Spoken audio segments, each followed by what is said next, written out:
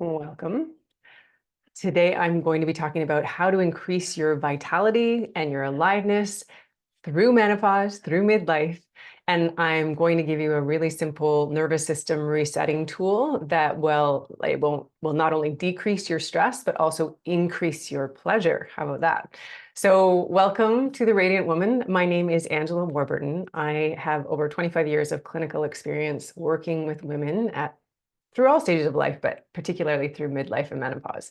So I am your host, I am your guide, I am your fellow woman, fellow midlife woman.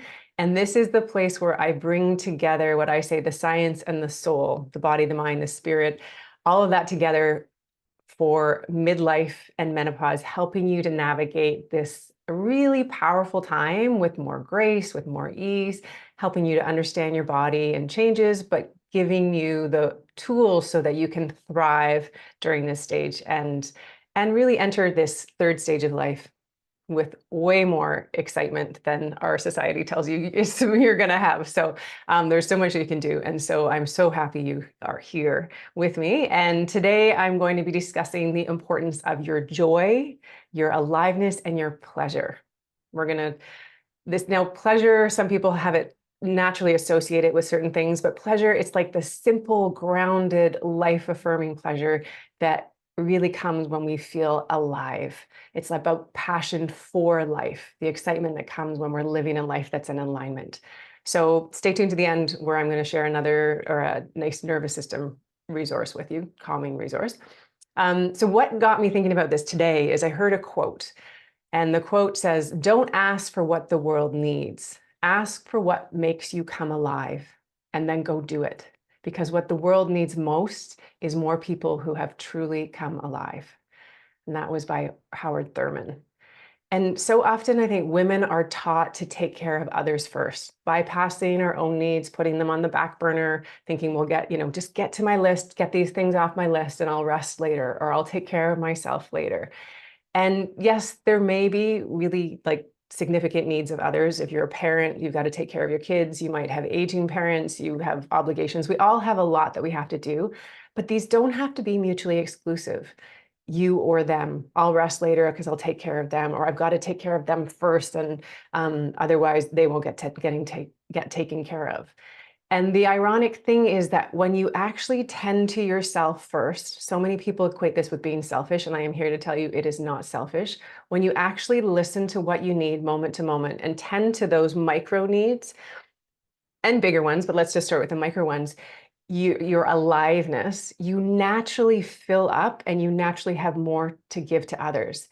And when you're giving to others or showing up from this place, it's a more authentic place. It's a place where it's coming from overflow versus a forced, resentful, or depleted place. And this is so important because it's a win, not only for you, but also for the other people in your life. And often I would say 100% of the time, when we're able to tend to ourselves and take care of ourselves as part of the wholeness of our life, everybody else benefits.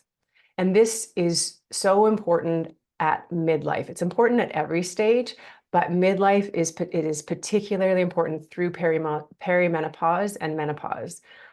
Midlife offers this transition. It's what I like to call as a portal to a new stage of life. We have multiple portals in our life: birth, puberty, menopause, and each stage offers something different. And we need to go through this stage in order to get to the new one.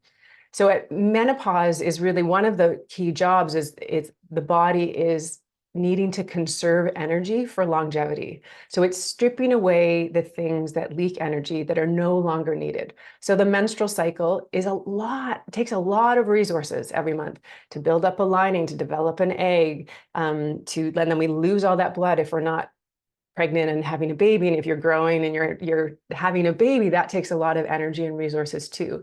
So the body says, hey, that's actually taking a lot of energy. So I'm going to stop losing blood every month and I'm going to start using it for something else. So it's actually our body's programmed to stop menstruating so we can live longer. We don't hear that story very often, do we? So what it will also do, in addition to stripping away those resources the systems that take up too many resources, it's also going to bring your attention through mood, through symptoms, through exhaustion, through irritation, through intolerances, as to what isn't working in your life. And the mistake I see so many women making is that they're just trying to get back to the way things were, just back to normal. And there is no normal. Normal, we are not static beings, and we are constantly changing. And we sort of have this bar often of what normal is. And it's usually like when we're the most rested, it's been summer, we were young, we were falling in love, or something where we have just this, we had a period of life where we were super uber productive, and we say, oh, that's normal. But the thing is, we're cyclical beings, whether it be in the course of a day, in the year with the different seasons, or through our lifespans as well. And so we are nature, and we go through these cycles, and each cycle in our life requires something different. Just imagine, like, you can't, if we went through puberty but we were desperately clinging to being a child, and I think maybe some people do that, but if we were desperately clinging to being a child, refusing to change, it wouldn't make sense. We need to go through puberty, leave childhood to step into adulthood. And now we're stepping into a new stage. So menopause is really ushering you into this third stage of life. It's the wise woman years. It is called our second spring in Eastern medicine. And it's really about a rebirth. It's like going through this portal where we've learned, you know yourself better than you ever have. You have experience, you know what you like and you don't like, and you are conserving energy. So it's like saying, stripping away the things that are going to leak your energy and move towards the things that are giving you life, that feel more authentic, that feel more inspiring, that feel good. And so through the discomfort that we often feel, the discomfort is telling you what needs to change. It's like basically your body begging you to change. I always say it's like our body will tug at our sleeve for a bit, just like, hey, guess what? That doesn't feel good. And then it's like, hey, that doesn't feel good. And then it's like, hey, that sucks. Don't do that anymore. And if we just try to go back by masking them, the analogy is like we have a raging fire in the house and the alarm's going off, and we just go up to the alarm and we're like, oh, I'll just take out this battery, and now the alarm's not making any noise anymore. I can't hear it. But the fire is still going on. And so your bodies are programmed to heal. They're also programmed to let us know what's going on by symptoms. And so a lot of the symptoms that are very common with menopause aren't inevitable. So if we look at it a little bit differently and think of it that our body's trying to give us the pathway to more aliveness, to our vitality. And when you're able to listen to your body and follow the things that give you energy, those things that feel good, and then letting the things that don't feel good, that just letting them strip away the things that are non-essential, the things that are draining your energy, the intolerances, and like the boundaries. I will not do that anymore. That doesn't make sense to me. I do not want to show up in this way. I do not want to do that. I've made so many changes in midlife, things that once were inspiring and felt good and gave me energy, I've changed and now they don't. So it's like how to gracefully honor and let them go, honor them and let them go. So it doesn't happen overnight. I'm not saying this is just like, just make the decision. I understand it is a process, and that's why perimenopause and menopause takes time. And it does take courage. It takes courage and a willingness to listen and to change. It also really requires you to get still and quiet so that you can actually hear. So that's probably one of the most important things I see for women in general, but particularly women in their 40s and 50s. So you need to carve out some time for yourself. Start with 15 minutes a day. Close the door, tell everyone you'll be back out in a little bit, turn off the music, no scrolling, no watching things, no consuming, because this is an inside out job. And we have such a outside in world where we're told so much stuff. We're just stuffed with information, where it's needing to go in, get quiet and listen and see what's there for you. So it requires you to follow your aliveness, your pleasure, and then deeply listen, both your pleasure and your discomfort. And so since I said I was going to talk about pleasure, let's talk about pleasure. And for me, pleasures, it's the micro pleasures that are the ones that are very doable, and they're ones that fill us up, like drop by drop. I often use the bucket analogy. If we have a bucket and there are holes in the bucket, we want to first plug the holes, the things that drain you, but we want to constantly be dripping in things that are nourishing and feeding you and that are exciting or enlivening. And over time, drip by drip, you're going to have a full bucket.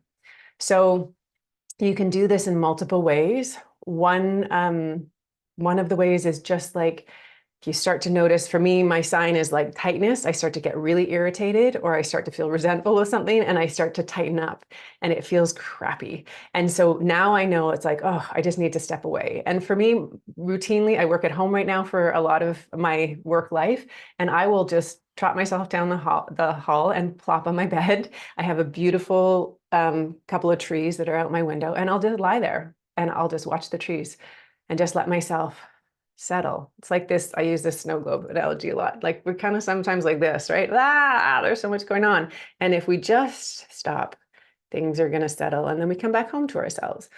And it doesn't have to take long. I had this early in the spring this year. I had a lot to do. I went downstairs. I was getting a drink or something like that, and it was a gorgeous day. And I'm like, oh, I just want to go sit in the sun. And then the little inner bully came in, and like, no, you can't sit in the sun. You need to go do this task. It's like, no, I want to sit in the sun.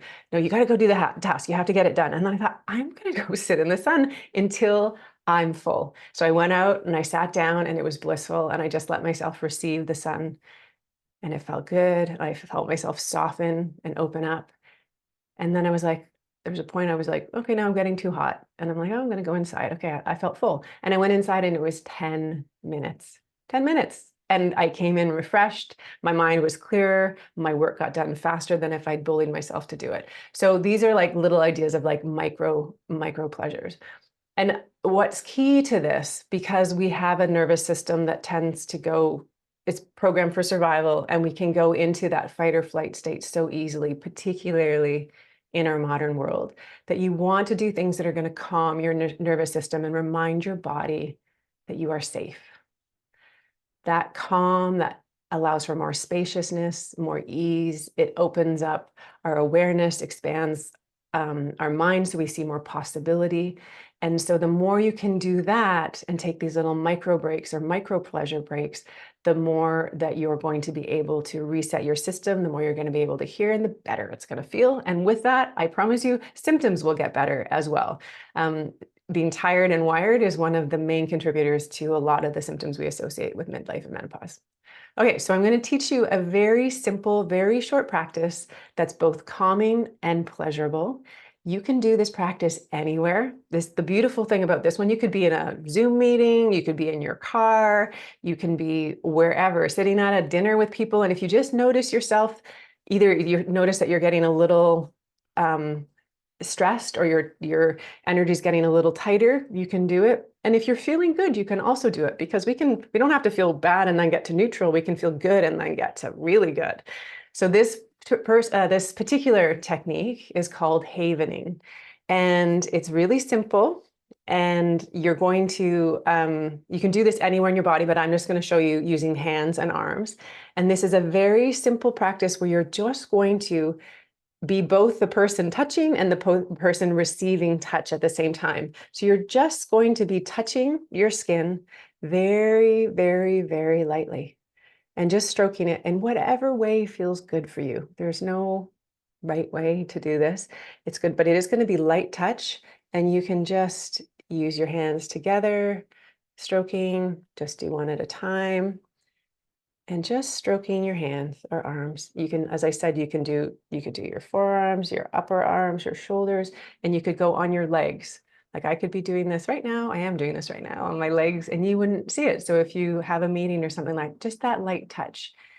And what you want to do as you're doing this touch is both feel what it feels like to be the one touching, so that touching the skin, and what it feels to be the one receiving it. And because we have all these nerve receptors on our arms, and just this very simple, soothing touch, this is often the way, you'd stroke a little baby, or someone that you care about or you love, or calming a little child down, or sometimes I know I go and pat my little dog, and she's just like loves being touched this way. So we just do that for ourselves. So just do that as long as you need. It's always good to check. You can always test before this, just testing what we say, the body armoring, how tight our body is. You can turn your head from side to side, just see how far you get to naturally, and then do the technique for a little bit and see how that feels. And the more you do these little micro fillings, these micro pleasurable activities, you connect with yourself, calming your nervous system, and that connects you with your aliveness, with your vitality. And bit by bit, I promise you, you will feel better. It'd be easier to align with what is feeling good and to let go of those things that don't feel good anymore.